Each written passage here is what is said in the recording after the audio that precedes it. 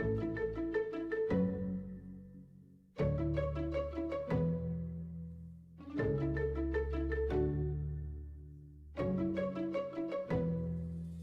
friends, welcome to our developer event. So what we're going to do today is a very special thing. I have an expert who is actually a technical vetting manager at Turing, who is going to walk you through the vetting process so that it becomes, quite easy for every one of you to understand that process. And he's actually going to do, the entire thing. And it's a very exciting day. Thank you for joining. I'm very excited for that. I've just been hired as a community manager now, which is really cool, and very excited to support you in this process. So just to give a little bit of a background, Turing is a boundaryless company which employs the top 1% developers like yourself for some of the best jobs in the world, basically. So it's not just gigs, it's actually careers. I've actually worked for Turing for now more than 2 years. So it's going to be fun. I'm going to invite Durand on the stage, and he's going to basically show us the entire process of the vetting. And and then we can have some fun. Hey, Malisa, how are you doing today? I'm good, man. How are you doing? Amazing. Hello, guys. How are you guys doing today? Good morning from Canada. Thank you very much, Durand, for joining us. You are the person that is responsible for vetting developers. And you will basically run the developers through the entire process so that it actually becomes easy for them. So I will give you the floor right now, Durand. All right. So let me try to open a document. Okay, let's go. So welcome to Turing Vetting Process, guys. We are going to talk about the developers.turing.com. Here is the platform that you go to sign up at Turing and start your new career. Okay, so once you hit that link, once you enter in this address, you see this page. Okay, and here is when your challenge begins. So first you need to solve this problem. Okay, this is part of the process. So once you click on that, you will see this page. It's actually the sign up page, and you can try to sign up with your email, or you can use Google or Facebook for that. Once you make your choice, you go to the next step, which is to upload your resume. And a good resume is very important because people can, when look at your resume, can see who you are. Okay, and I uploaded my resume here, and that is the next step, how it look like. So we passed your resume, and we got some information from that. We have my name, my last name, my country, and if you scroll down, you see this very important section here, which is how many years of full-time engineer do you have? So you enter how many years do you have and how many years of remote experience do you have, okay? And also your English level, if it's basics, if you are average, or if you have a great level of English. That's very important. And then another section that I would like to highlight here is this section. So are you actively looking for a remote job? So this is very important too, because once you pass in the process, we will start pushing job offers for you. And you have to choose if you want to receive that or if you want to wait a little bit more, okay? And also if you are interested in a full-time job or a part-time job. Next screen, that is also important.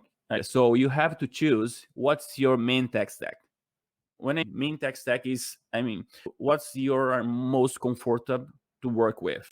So in my case, I choose React and Node because I am more comfortable with that. Okay, I could check everything here if I want, because I work at a DevOps, a Python, a PHP, a lot of different tech stack. Okay, but my choice here is only JavaScript because I like JavaScript, right? And then below that, you have to specify how many years of experience you have for each tech stack.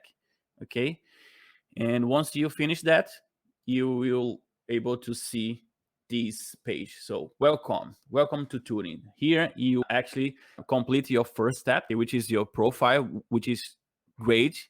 And what you can do after you complete your profile, you can refer other developers.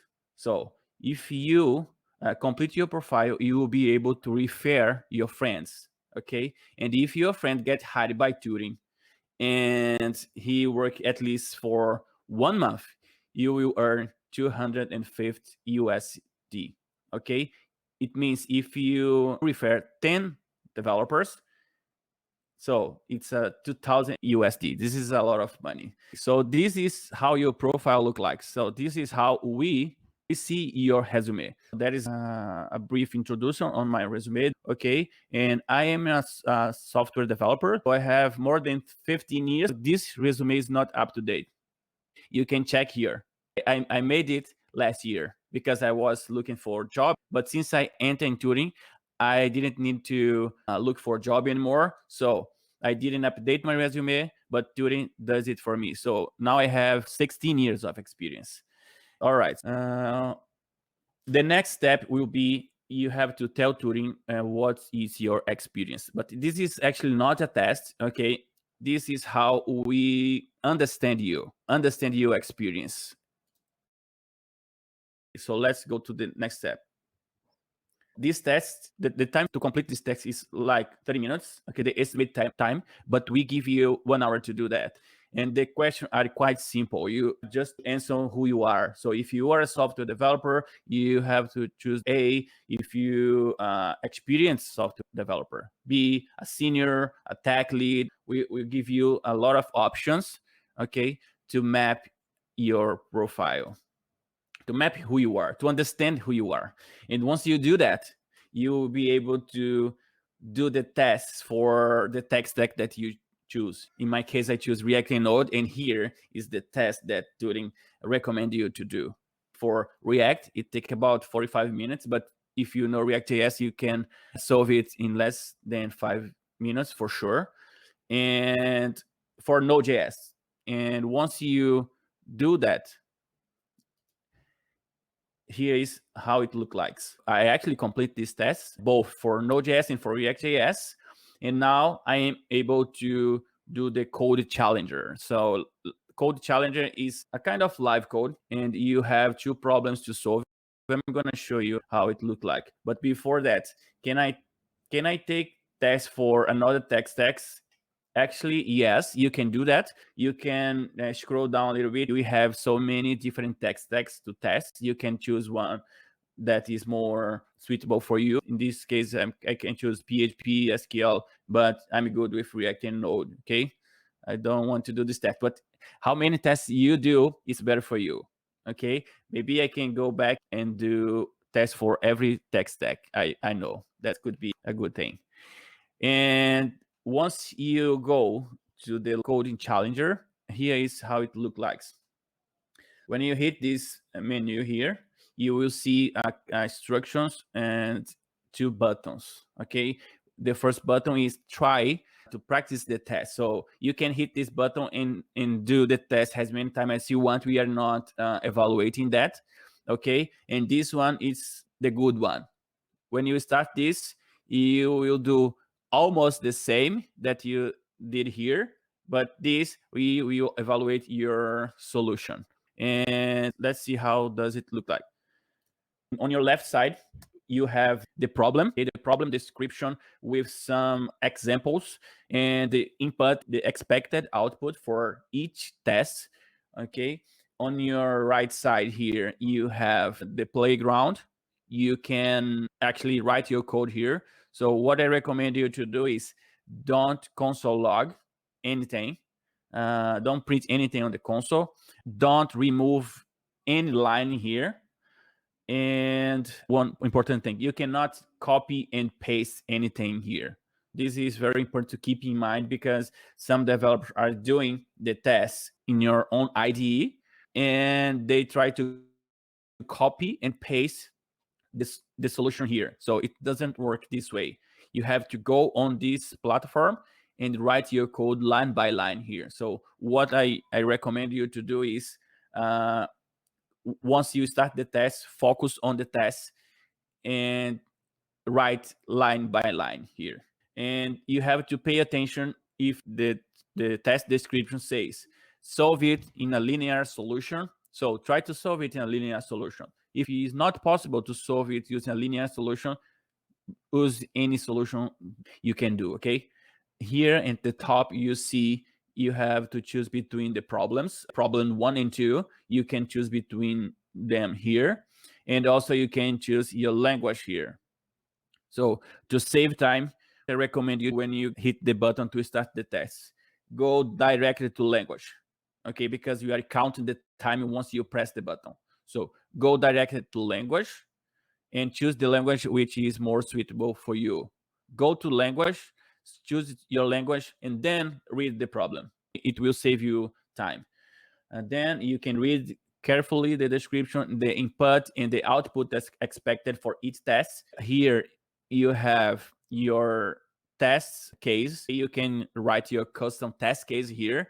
And here is the output once you press the button run test. Here is the time. Keep in mind the time. We have 30 minutes for both questions. Okay, it's not for each questions. We have 30 minutes for both questions. It's 15 minutes for each question. So keep in mind the time, and you can press the run test as many times as you want. Don't worry about that. Keep doing your code, do your best, hit the test button. If you are comfortable with your solution, pass, submit it, and then you will be able to see the next question. Once you solve both questions, press the submit again, and then you will go to the next step. But something that I would like to highlight here is what happened if you press the button, start the test, you are not comfortable actually solving the problem. You see the problem, you think, oh, that is too much for me, I cannot solve this. What will happen with you? Okay, no worry about that, okay? You can just drop out the test. No problem with this. You have a chance to try again. So what I recommend to do in that case, if you look at the question, you see, I'm not able to solve that, just don't drop out immediately. Try it.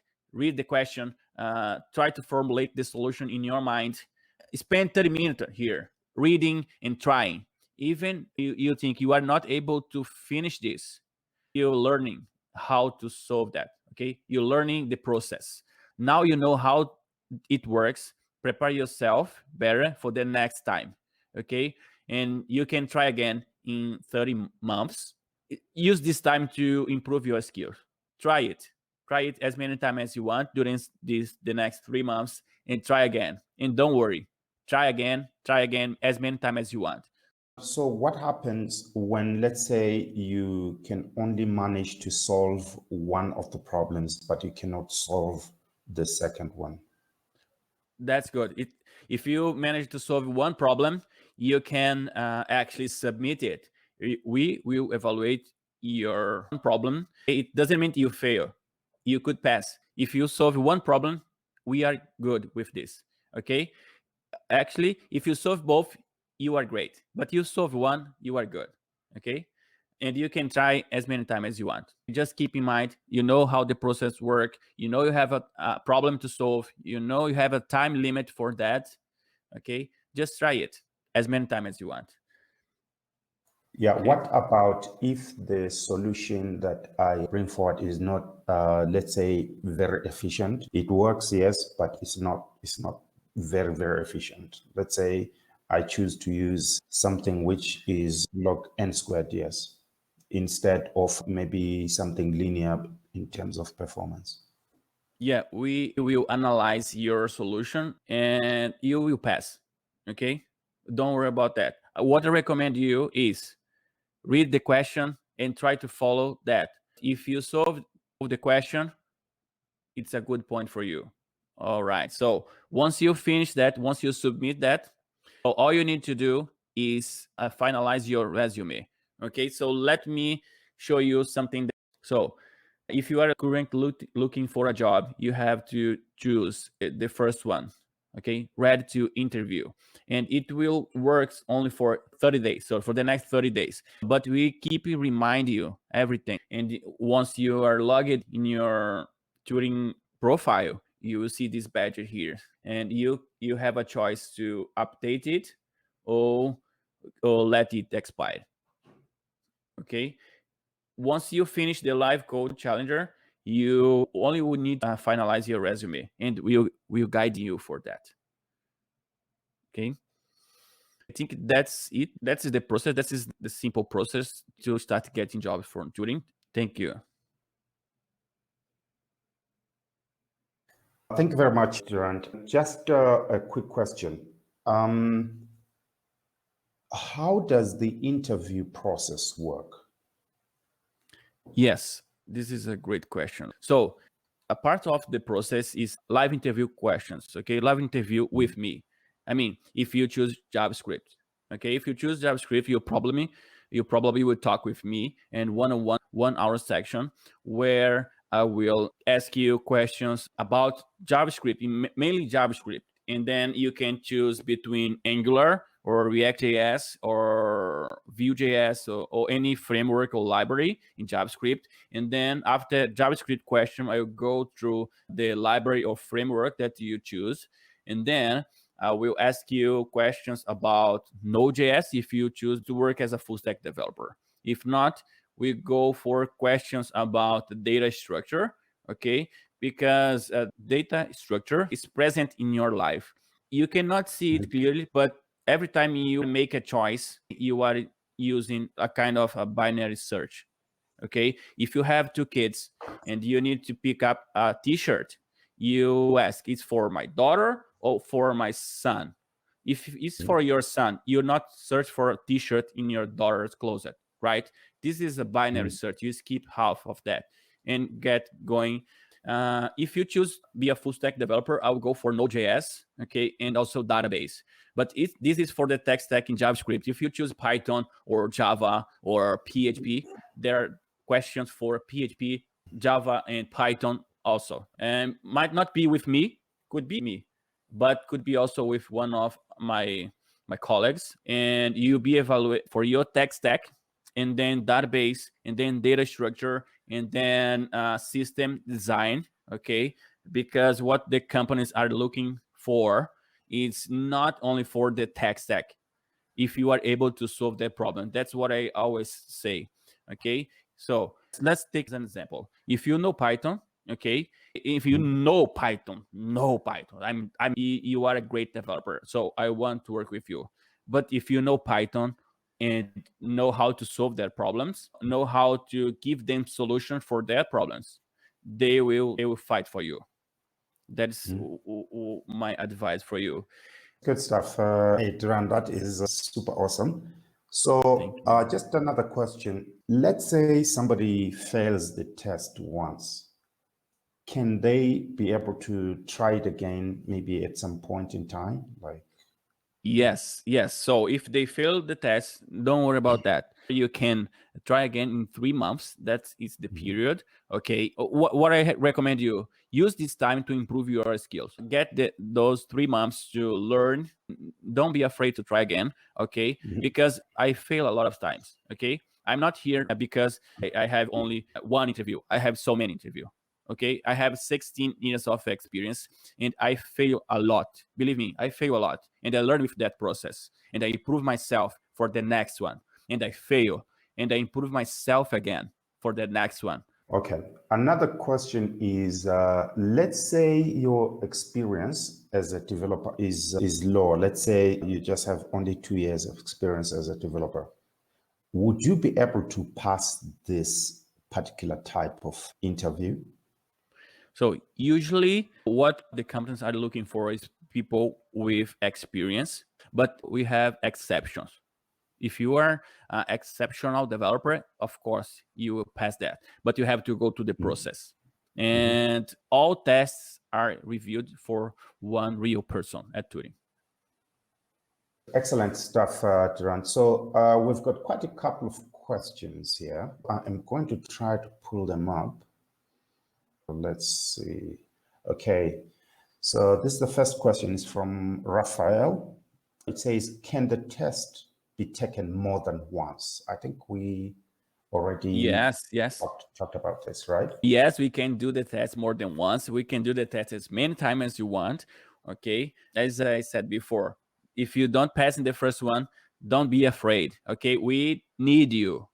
We need you. So try to use the time to improve your skills and try again as many times as you want until you pass. Once you pass, you are ready. Okay. Thank you. Thank you very much. Musa, it says, how fluent are we expected to be in English? Oh, that's a good question. Yeah, that's a good question. So you must be able to understand what people are saying. And also you must be able to express yourself. You must be able to let them know if you understand the question or the problem. But how could we categorize that? So try to read the newsletter, okay? And if you understand what is that talking about, that's what we want. And try to explain what you read. If you can understand and explain what you read, that's the level that we are looking for. That's the level that the people are looking for.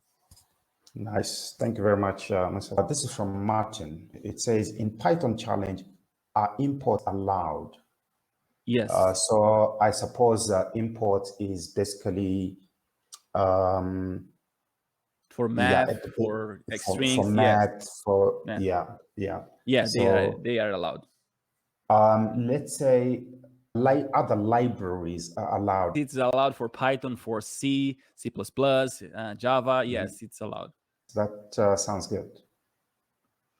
Right. The next one is from Tino. Is what are you exactly looking for on the test? Are time limits tight for solution? Yes. So what we actually look for the test is the way that you understand the question, okay, and the way that you apply your solution. So if you use a clean code, a code that could be maintainable for other developers, or if that only you could understand that, okay? We have time limits for this solution. We have 30 minutes for both solutions. Okay, what we basically look is if you understand the question, if you are applying a clean code in solution and the maintainable solution as well. Oh, nice. All right, let's go to the next one. This Olaloa, which style of code do you prefer? Solving the problem with short, complicated code or several lines of code that is easily understood by everyone? I prefer the one that's more simple, okay? Try to reduce the complexity for that. And speaking by some language, if you go for a for each or for a for loop or a while, okay? If you need performance, go for the native loops, for example. But what I prefer is a code which is maintainable and a clean code and a simple code, not the one that's complex for the application and complex to maintain it. Oh, nice. That sounds good. All right. So there is another question here by Niruddin Alimi. It says, which platform would you recommend to prepare for the Turing test process? All right. This is a good question. Okay. What I did when I was preparing for Turing was I searched on Google for how to prepare for interviews. I searched on Google for algorithm and data structure. And what I did is I went to YouTube and I watched hundreds of videos for the other developers, okay? For Google process, for Facebook process. I tried to learn everything. I use YouTube for that, but there's a couple websites that you can try, okay? You have Hacker Hank, you have lead code. Sites like that can help you see what are the questions related to algorithm. Thank you very much. I mean, I've also done quite a lot of that as well. There is actually quite a lot of free content on YouTube and even online. I've also done quite a lot of lead code and HackerRank tests, and that is also free. So if you'd like to learn more about algorithms and data structures, that would be a very good place to start. Cool stuff. The next question is from Gideon. It says, what books or learning resources helped you the most to prepare for Turing tests? So I would say for myself, it has been HackerRank, lead code. I went through quite a number of YouTube videos. All that content is free. You can get access to it. And there is also many sites now that you can actually go to. Sites like Codility would actually prepare you for algorithms and data structures. Actually, when you go through Codility, you'll have a good understanding of data structures. Yeah, thank you very much, Durand, for helping us with all this. There is quite a lot of questions. I know that all of you have got like so many questions. I just want to thank you so much for attending this event and for your interest in Turing, and really, really appreciate it. I will encourage you to go to support@turing.com. If you have got like certain specific questions, you can ask them. Nice. Thank you very much, Durand. Really appreciate it. And this is where it ends. I hope we can do this again soon. That was my pleasure. I would like to thank everyone for asking questions, and don't be afraid if you fail on Turing test, because it's a part of the process. It's a part of learning. Okay. I hope to see you all for one interview with me sooner. Thank you very much.